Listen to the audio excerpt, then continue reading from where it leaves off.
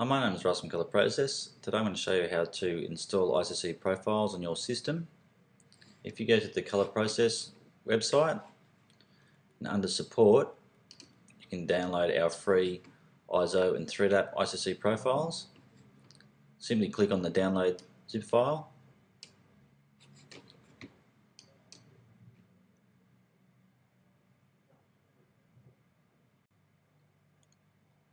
Once you have downloaded the zip file, double click on the zip file to unzip.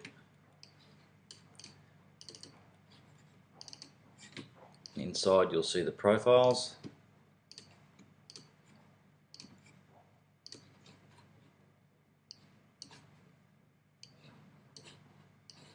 To install the profiles, go to your hard drive,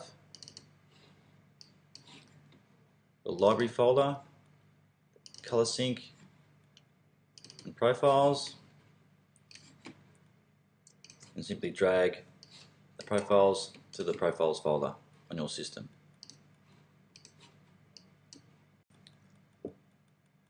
Now your ICC profiles have been correctly installed.